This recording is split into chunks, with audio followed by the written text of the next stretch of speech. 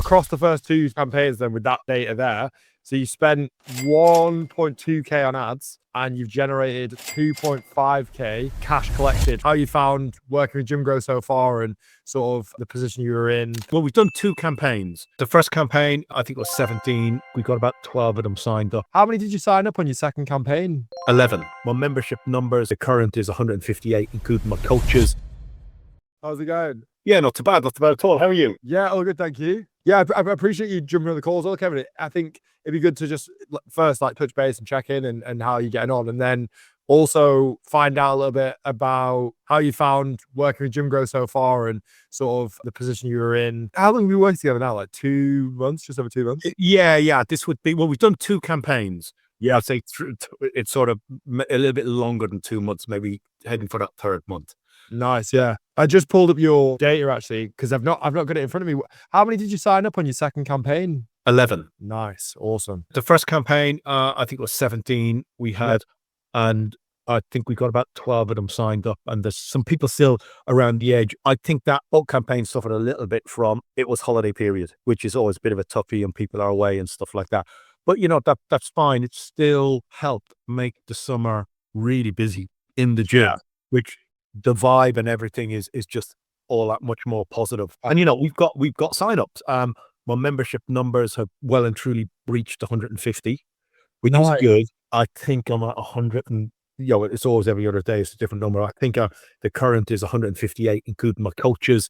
But yeah, that's just a number I always look at. Where were you at before we started? How many members did you have? I think it was down. It had a bit of a drop. I think it dropped to about 138. Nice.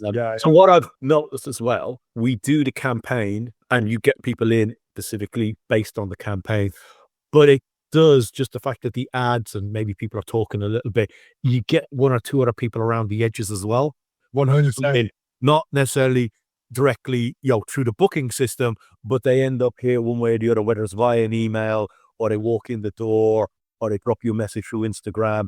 You know, so it's like I say, they're around the edges of the campaign. They don't necessarily come through the funnel. You know, I think they've come because of it, and it helped them. You've got Slough sort of moved their operation. CrossFit Slough moved their operation to Windsor, so I've picked up half a dozen people from there. It's good. I need to sort out my coaches next.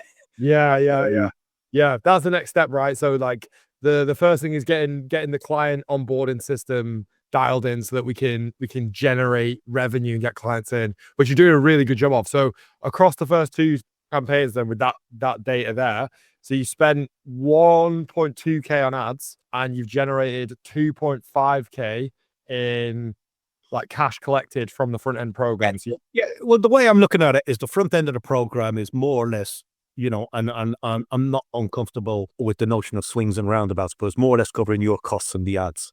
It's swings and roundabouts thing. Yeah, I look at it more from the long-term revenue point of view.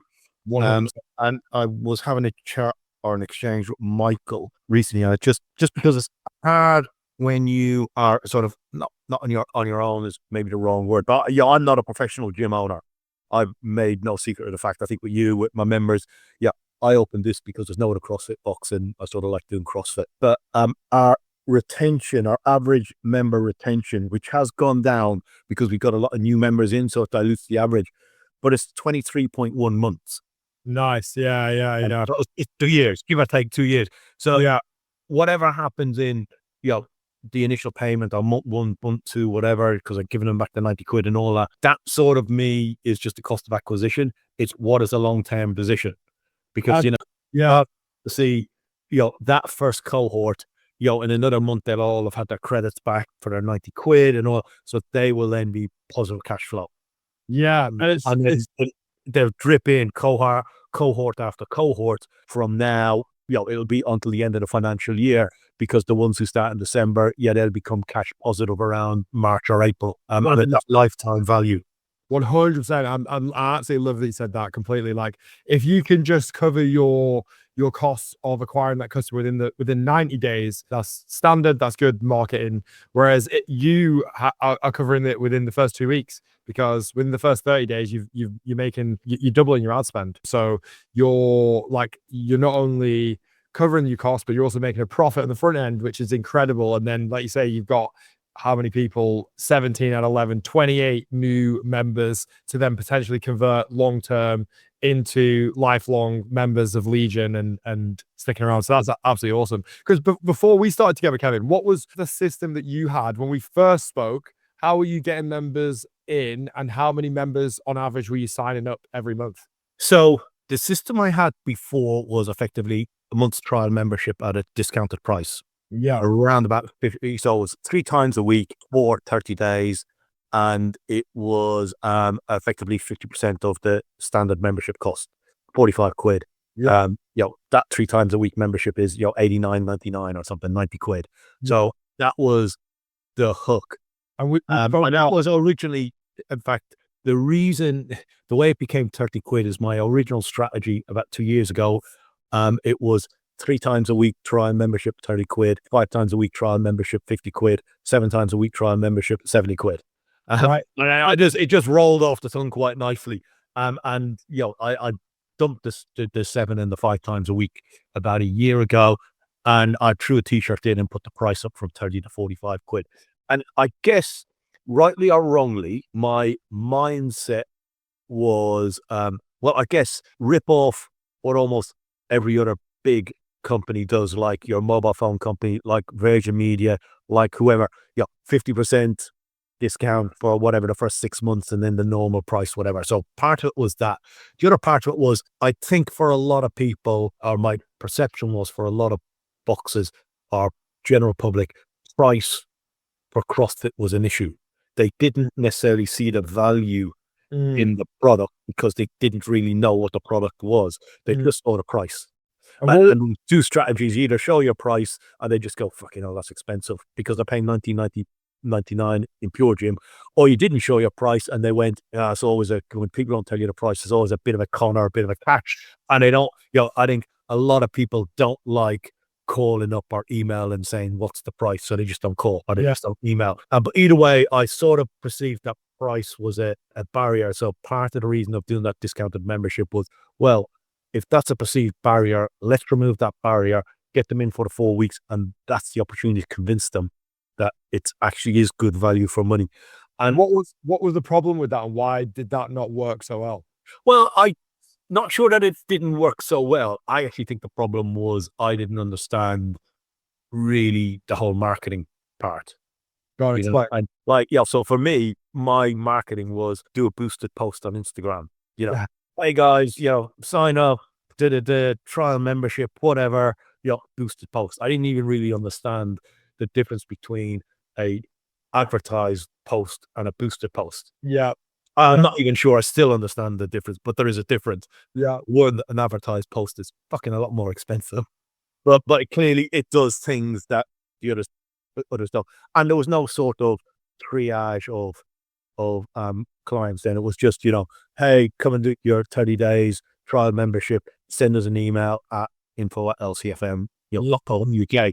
And it was then manually responded. Yeah, I had a couple of template emails with all the spiel and if you need to do fundamentals and all that, but it was manually responding to every one of those inquiries. Now, some of them were good, and some of them were good leads, but I think where we were is our new member acquisition was a couple of months, and it was more or less balancing out our churn, if you like. So, we'd be up a couple of members one month, down a couple of members the next month, up a couple of, and it was just always this nip and tuck, and it was always hovering in or around the same sort of place. We weren't really, we weren't really going backwards, but we weren't really going forwards in a meaningful way either.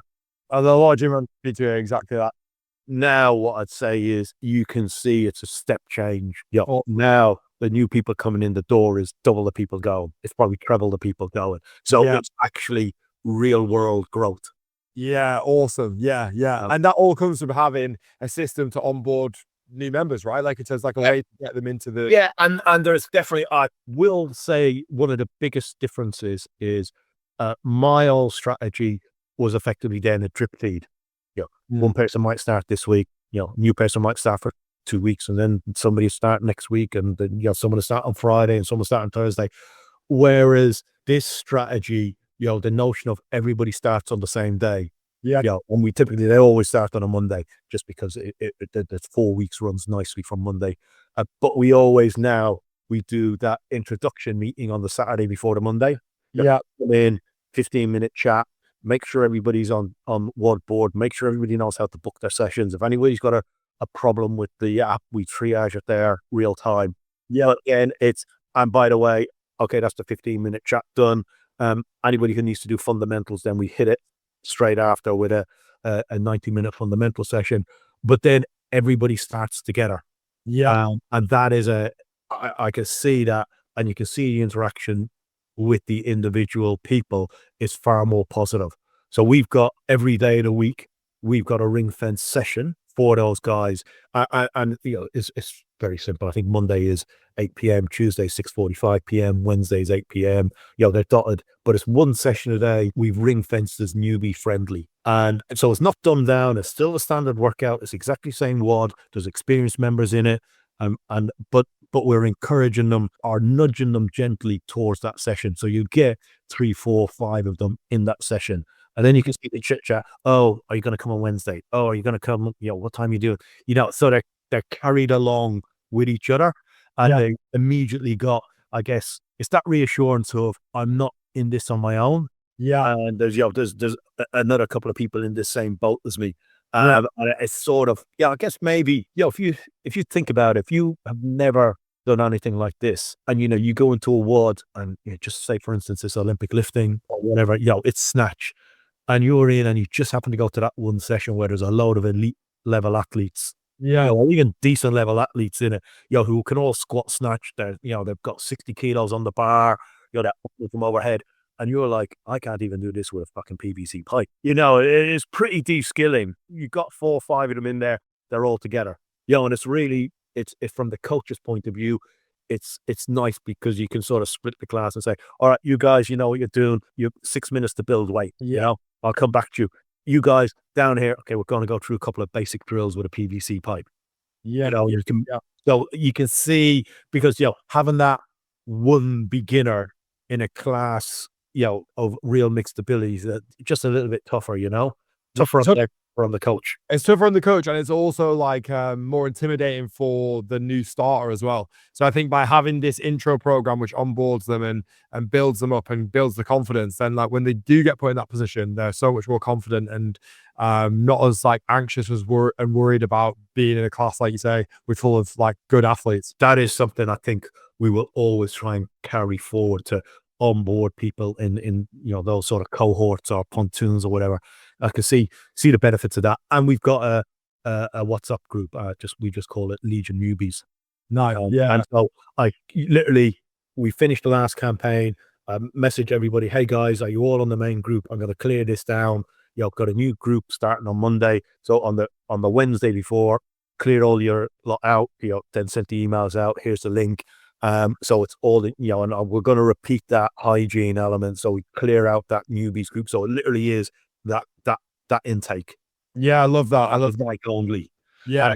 Otherwise it'll just become another WhatsApp group. Whereas, it's there for that specific purpose. And you can see that they're more comfortable in that smaller group asking, not that there's ever a stupid question, but, asking the stupid question, what does EMO mean? What does AMRAP mean? What sort of trainers do I need to have? Whatever it is. Why can't I use WODboard? Why can't I book it? They wouldn't want to ask that in front of 200 people. Yeah, of course. Yeah, 100%. What would you say, Kevin, to someone who is considering starting with Gymgrow? Yeah, you've nothing to lose. You've absolutely nothing to lose. You have to work really hard for this not to work. Yeah. You know what I mean? You've absolutely nothing to lose. I think you said it to me when we originally chatted, and it was a bit of a slow burn, to get that first cohort going. I think you said it to me, I guarantee you will cover your money. And you do, you cover your money. So it's no cost. It's absolutely no cost. You've absolutely nothing to lose. You have to work really hard at this to fuck it up. Yeah, I appreciate that. And I think it's really good to highlight that, because that's the biggest thing I hear from gym owners is they're worried about spending money on ads because they're like, well, I don't have the money in the first place. But I think really what it is, it's a mindset towards, if I spend this money and I don't get anything back, Like, I've just wasted all this money. And I think being coached from someone who has done this or does this, it's way better from the gym owner point of view, because like at least you know you're going to get results and there's evidence to show. And it's not really that high risk, even if you didn't cover your money, it's not, a 100% loss. You're not going to cover your money by 50 quid or 100 quid. Or, if you do cover your money, in that initial period, because you're covering the cost of the ads and everything, you're going to cover your money by 100 quid or 200 quid. So it's not as if you're risking thousands. You're actually only risking that last little bit of cost, because you're, even if it's not, if you call it fully successful, for want of a better expression, you're going to cover 90% of your costs, or you're going to cover 95% of your costs. So it's not hundreds and hundreds of pounds. Like I think you said, my last Facebook ad was 800 quid. Even if I hadn't onboarded quite as many people, it wasn't an £800 cost, because I would have onboarded, instead of 11, say I'd onboarded six at 90 quid. So I've covered 3/4 of that Facebook spend anyway. So actually it's only 200 quid. Yeah. It's not an 800 quid. So, you look and think, oh, it cost me 800 quid. No, it didn't cost me 800 quid, because, I'd offset in my case, I'd offset all of it and more. But even if I didn't, I would have still offset 90% of that 800 quid or 80% of that 800 quid. Yeah. So again, the headline number might look scary, but you're always going to offset that. It's just a question of how much you offset it by. And like I say, it seems so far relatively simple to offset 100% of that cost. If 100%, the real benefit and the real way to grow and scale your gym is, of course, getting people bought in as lifelong members, like you've done so well with your membership base, having 24 months, 2 years, lifetime lifespan of a member. Yeah, absolutely. And like, let's be clear, within that 2 years, I've got people who churn fast and I've got people who churn slow, but that's the average given to me by WODboard. Like I say, it's actually trending down a little bit because we've got so many new people. It dilutes that average. I think it was slightly over. It was about 26 months of my membership retention, before I got so many new people in. So clearly, the law of averages, they've just diluted that number. But I think, 2 years, yeah. And for me, it's not what it costs to get them in. It's what's the positive contribution of that 2 years, to the overall business. Probably the biggest thing you get from dealing with a specialist is, I could probably do all this stuff myself. If I could go out and figure out how to do the integration of WhatsApp into the ad and all, I could probably do it. There's always something else to do. And it's almost the spiel we give people. I don't know about you, but when I do my initial meetings, or even, whether it's through this method or any method, when I bring new people into the box and I'm talking to them, one of the things I'm always saying to them is, to get better, all you've got to do is turn up. Because somebody's done all the thinking, somebody's done the programming, somebody's written out the warm-up, somebody will tell you exactly where to stand, exactly what to do, exactly what bit of kit to have. All you've got to do is turn up. And actually, it's the same here. Yeah. All I've got to do is, respond to Michael and say, yeah, the ad's approved, or no, can we make this change? Yeah, I like that picture. Or no, can we use this picture instead? So all that doing has been done for you. People are going in, they're booking their own meetings. So it's giving you that push. Like I say, we all could probably do it ourselves, but we won't, because there's always something else to do. Yes. So there's always the pedal on that Echo bike to be tightened, or the rower to be serviced, or that something to be cleaned, or somebody's got a problem with their app. So there's that million distractions, and sometimes having somebody forcing you to focus on it is what you need. Yeah, for sure. It's like learning any movement in CrossFit. Let's say you're learning a snatch. Like, yes, you can learn it yourself, but if you get a coach, you're probably going to get there a lot faster, and you're probably going to learn it a lot better. And it's the same here with Gym Grow to like yourself. It's like, we can teach you this stuff faster and guarantee you the results, because we've got the tried and tested system just to plug in, as opposed to you like spending tens of thousands on ads and it going wrong, which is what I did, and not necessarily it working. Like, using other people's failures to right, let me just that's exactly it. If you go back to your analogy a second ago about trying to learn how to snatch on your own, you're going to make a shed load of mistakes. You'll probably correct them in the end, but you will make a shed load of mistakes. Whereas, working with somebody who's done this numerous times before or does this as their core business, you're benefiting from them having already triaged out all the mistakes. Yeah, exactly. Whereas if you go to an Olympic lifting coach to learn your snatch, they already know what the mistakes are. They already Yeah. know and coach you around those mistakes, so you never actually make them in the first place. Yeah, 100%. I love that. I love that analogy. What's the end goal for you then, Kevin? Like, obviously, you mentioned you're at just over 150 members. Where do you want to be, like, not only in just terms of like members, but like you personally? Obviously, you've got your other job. Would you consider like going all in on Legion and quitting the other job, or is that what are your ambitions and where do you want to be? Where I want to be is to get Legion to a place where operationally it runs itself without my involvement. And Nice. I would just manage it from a business point of view. And that would be my sort of longer term to then step back from my day job, Yeah.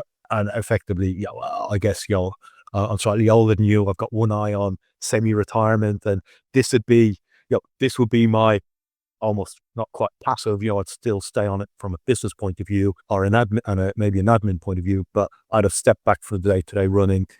Somebody's in here as the, whatever you want to call the operations manager or whatever. So we want to give them, and, they're running it. I'm not coaching. I'm not getting involved in rostering. I'm not that I don't want to be involved in members, but, that's all been taken care of.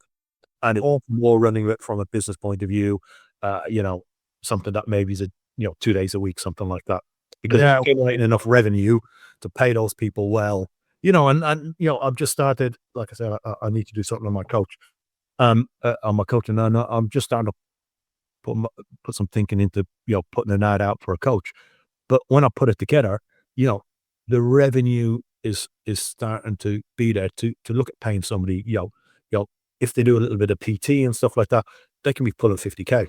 Yeah. They'll have a baseline of income. They won't be, you have to be working for it, of course, but it's quite possible, to see them pulling 50K, which is, I think, is a good place to be. I think the industry in general for too long has been, the pay hasn't been there.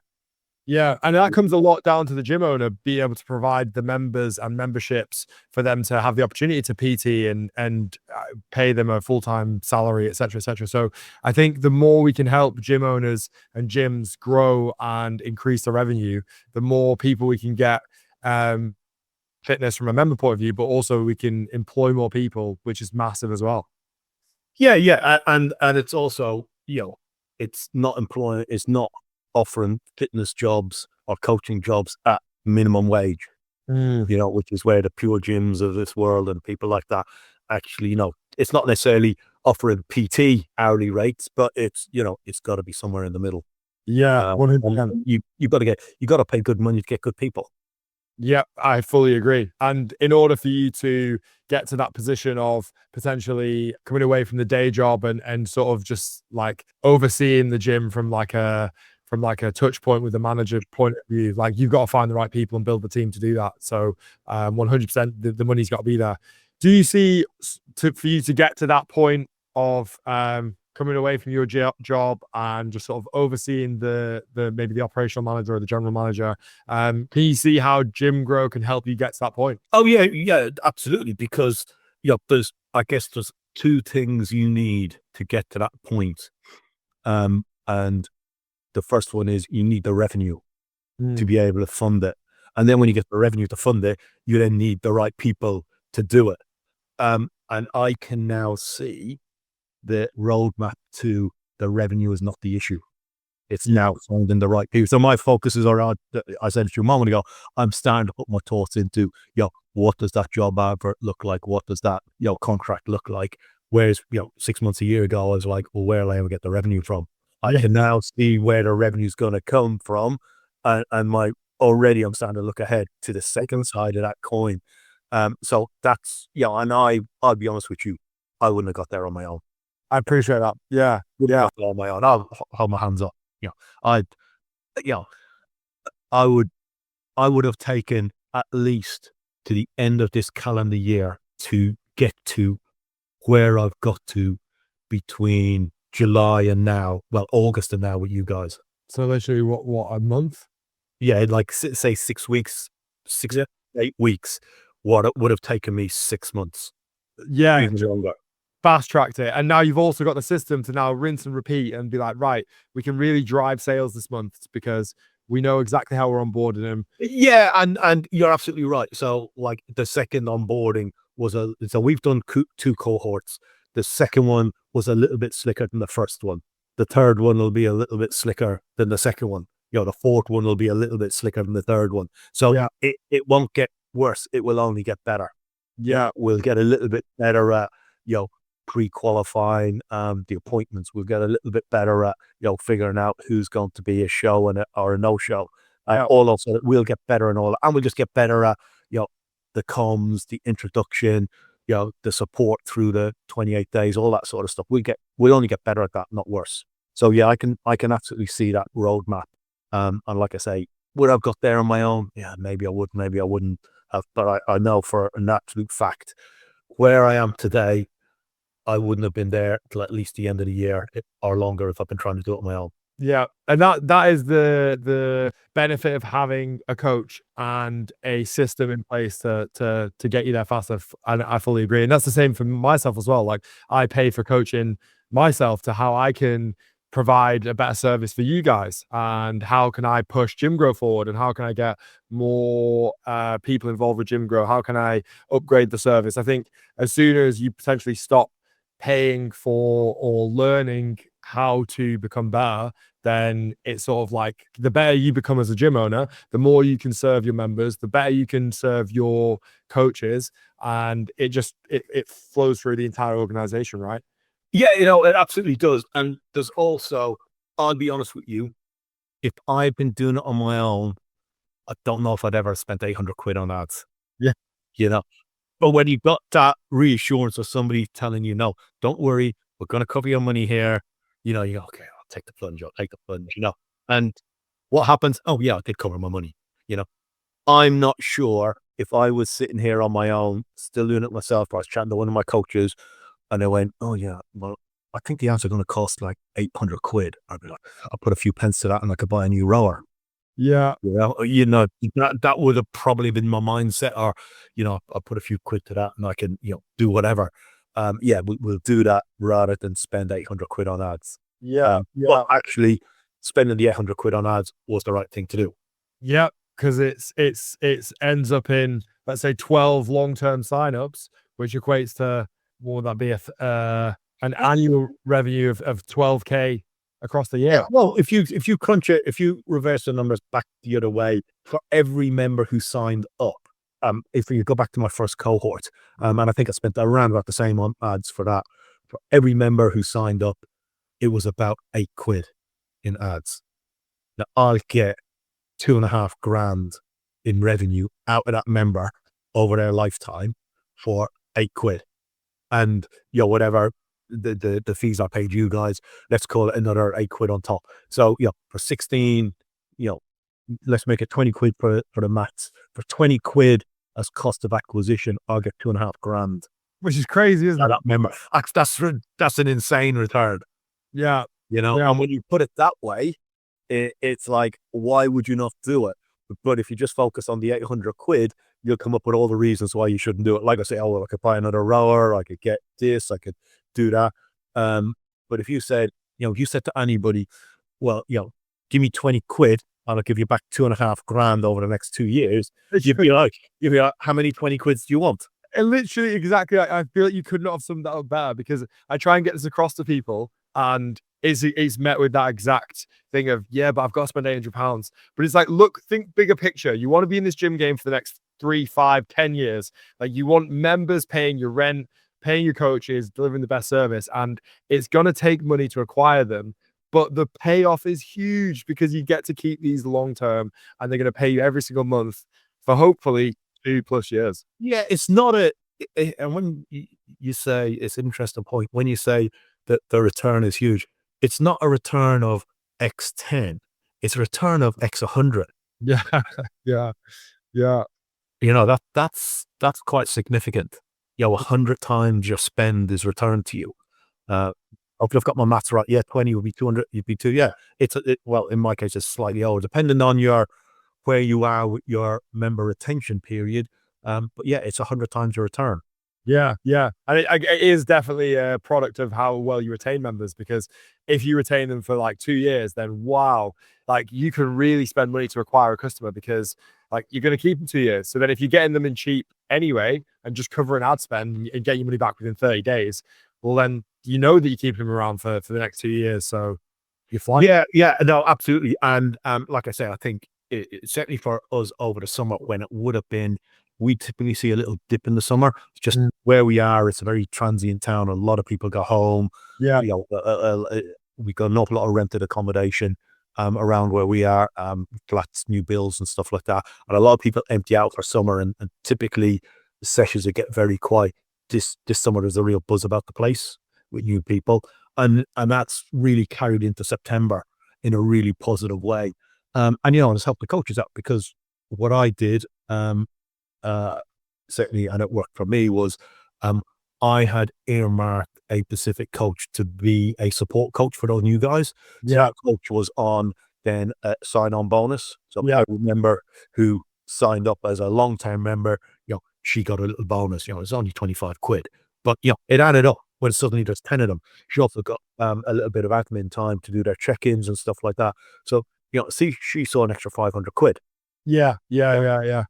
So she was really pleased, but she was pleased, but she delivered. The people signed up, so I was really pleased. So it's really, nobody lost on this gig.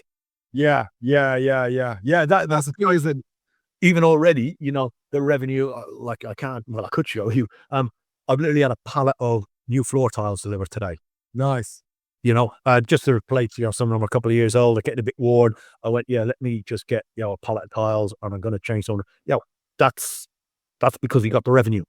Yeah, Well, you would yeah. anyway, but it's a lot easier to go. Yeah, I'll just yes, a grand. Yeah, not to worry about it. Like, let's get them in. Yeah, because you've got that revenue now, and you've got the confidence in, we can sign people up, we can get people in the So gym. you've got the confidence that it will be there next month, and it's only going to grow. It's not going to go back. It's only going to get better. Because that's the problem with word of mouth, isn't it? Like, it's like you said, September comes, or whatever month, summer, like we have a really great month, and the next month, oh, we've not got any signups. And what will it be next month? Will we get a lot of, or will there not be any? And it's like, there's no predictability, there's no consistency to say, look, we want to get to 200 members and we want to continuously add 10, 15 members a month. It's really hard to do that through word of mouth. Yeah, and yeah, it's that unintended, consequential, I guess, benefit. Um, so yeah, you're running the active campaigns, you're getting people in, but I've now, had that first cohort in. They've gone through, they converted, mid-August, to their full-time memberships. So they've been training with us for about 6-7 weeks now. Their initial 4 weeks and another 3 weeks on top, and they're now already, you're starting to see, oh, I've got a friend. Yeah, They're going, this is the best thing since sliced bread. They've yeah, never done CrossFit before. Most of them had never done. Yeah, in fact, none of them had done CrossFit before. They were all David Lloyd, Pure Gym, or haven't done anything, or all various stories like that. And they were like, oh, this is actually like a really great methodology to structure the classes. I've got a friend. I've got a friend. yeah, So, you're now getting that additional pull, if you like. Whereas more or less, when you've got a static membership, people have been here for 6, 7, 8 months, that peters out. Occasionally they go, I got a new friend or whatever, but they've already told all their friends. So, yeah, so that sort of, that tapers off. yeah. Whereas you now got this new lot of people, and they're all like, they're the new obsessives who can't stop talking about CrossFit in the pub or over a coffee, and they're dragging their mates in. So you've got that secondary, Yeah. um, benefit in terms of new people coming in. Yeah, that's such a good point, and actually something I've not really talked about is exactly as you said. It's almost like that flywheel effect of, like, the bigger the membership, the more referrals you get, the more Yeah. people will talk about you, the more attention you get, and especially like new people, like it's exciting. They want to tell their friends, they want to get involved. So yeah, I absolutely love that. Yeah, you've noticed that as well. Yeah, and you will always get, certainly my observation is, you always get more referrals of new people than you do all because the old people have already done all their referrals. Yeah. They've bored everybody to death with CrossFit, and everybody knows they do CrossFit. And there's anybody they talk to now just ignores them because they've been talking about CrossFit for 5 years or 4 years. Whereas, the new guys, it's like, it's suddenly, it's different. And again, the new people achieve things. And what do I mean by that? Like, for instance, a new female member, she might get her first ever press up. And she'll go and she'll tell people about it. Yeah. She might get, whatever it might be, some of the guys, they might get their first pull up. Yeah. So they go and tell people about it. Whereas those older members, they've done all that. Yeah. They might go and tell somebody, I got an extra 2 kilos on my PB on my back squat. But the only people who are interested in that are people who are already doing, CrossFit anyway. Yeah. Somewhere else. Whereas those new people, they'll meet all the girls at coffee that they used to do Zumba with in the leisure center. Yeah. And she's now left and does CrossFit, and they're still doing Zumba. And she's like, "Oh, what did you guys do? Oh, we still do Zumba. Oh, I got my first pull up today. I got my first press up. I got my first box jump. Yeah. Whatever it is. I got my first body weight deadlift. Yeah. That's another landmark. And so they're the conversations that, and they'll also have the conversation, something I say to everybody in those introduction emails is, irrespective of whether you join or not, you'll walk away from the challenge knowing 2 things. One, what it is like to be coached properly. Yeah. Because CrossFit boxers generally coach better than anywhere else. Yeah. And 2, you'll know what good programming looks like. Because CrossFit boxers program really well. And so no matter where you go, you'll bring that with you. 100%. That's true. And so when they go and talk to their mates who train at the leisure center, and they're saying, not only they're great, but you actually get shown how to do stuff properly. Yeah. And then you've got a much more bigger pull for getting more and more people involved. Yeah. It's that virtuous circle, isn't it? I love it. I absolutely love it. Yeah. And I really appreciate your time, like discussing this as well, Kevin, because I think it's going to be so good to explain this to other gym owners as well, for them to understand, what goes into running a successful gym and what the system is to get more people onboarded and how to leverage paid ads to their benefit. Yeah. Well, it's I can see it now. It's absolutely what I should have been doing 3 years ago. Yes. But I should have been doing it 3 years ago. Yeah. Well, we're here now and we're pushing it. So let's get you to that point where you're quitting the other job and going all in.